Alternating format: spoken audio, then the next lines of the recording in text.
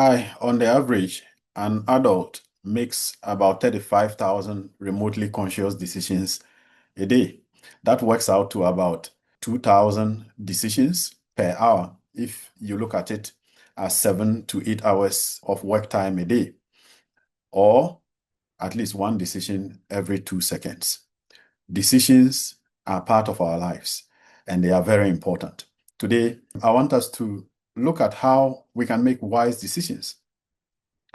My name is Yen, and I teach the discipline of work. Our first objective is to just understand the basics of decision making. And then number two, we want to develop some decision making skills. Number three is to deploy them to solve basic problems at work. Let's start with some facts. First, life is all about decisions and consequences. The results you are going to get today at work depends largely on the decisions you are going to make. If you make wise decisions, the outcome is more likely to be great. You make unwise decisions, the outcome is not going to be as good as you may expect. And so the decisions you make is very, very important. Now, a good decision or bad decision can lead to either a good or a bad outcome. But first, I want to clarify something. I don't believe that they are good and bad decisions. I think they are wise and unwise decisions because what you need to make a decision is wisdom. And if you have enough wisdom to do something, we say you are wise. If you don't have enough wisdom to do something, we say you are not wise or that is unwise. So what would be a wise decision? A wise decision is simply a decision that you've carefully thought through the consequences, right? An unwise decision is one that you just made, you didn't think through the consequences of that decision. So a wise decision will be intentional, an unwise decision will be impulsive. It's that simple. Now, a wise decision can lead to a bad consequence. An unwise decision can lead to a good consequence.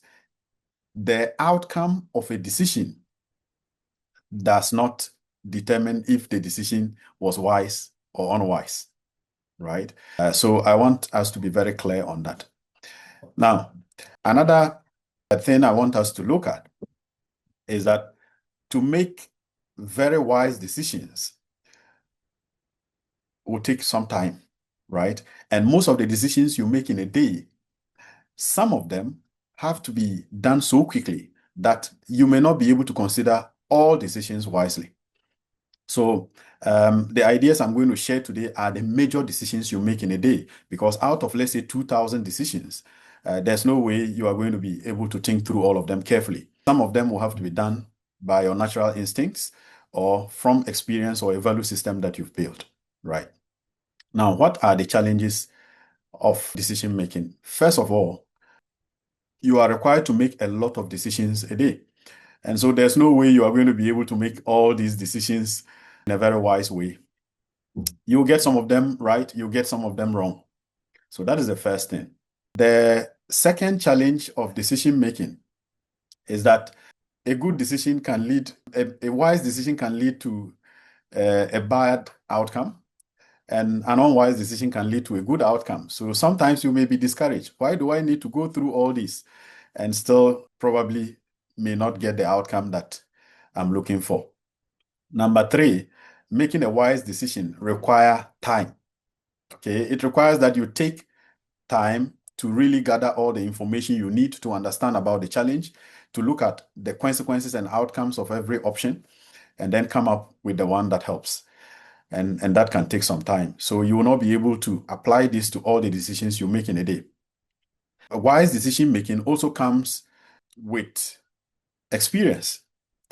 So sometimes when you are young, it's very difficult for you to make very wise decisions naturally, because there are many things in life that you don't know, things that you have not tried.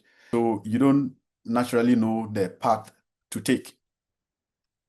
So that may require that you build some experience to be able to make wise decisions quickly. And then finally, making wise decisions also require that you have a good value system. You have built a value system and your convictions are all set.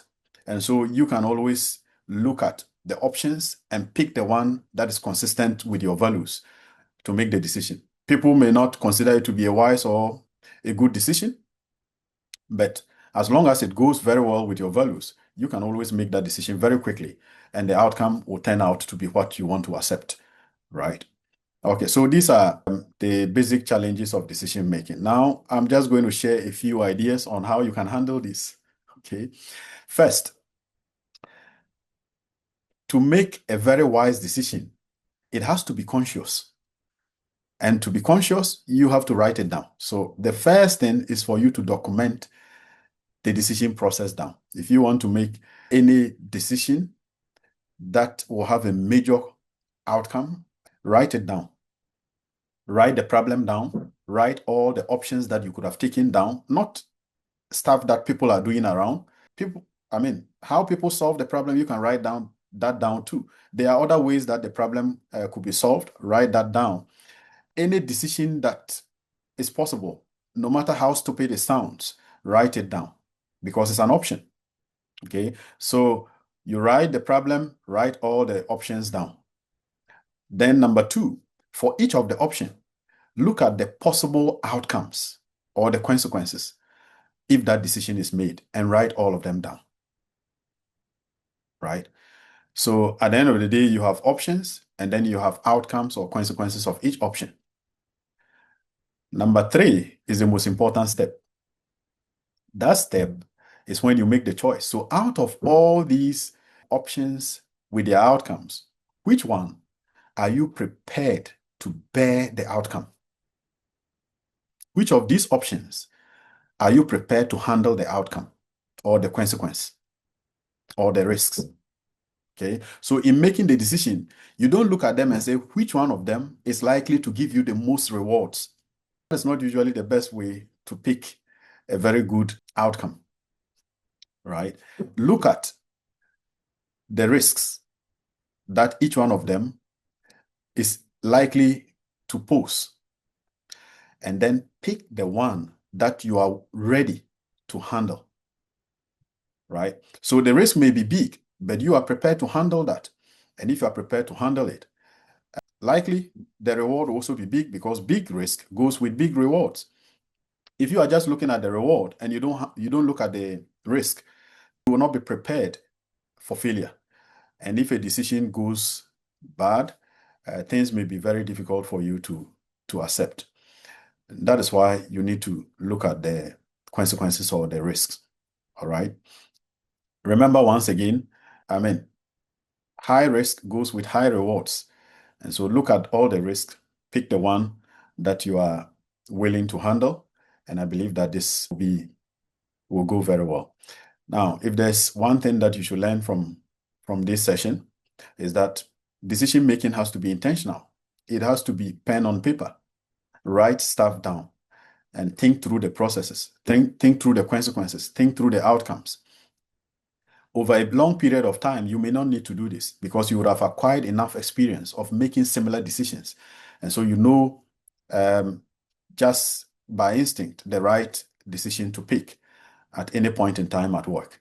But that has to be built intentionally over a period of time for you to acquire the skills to make wise decisions most of the time.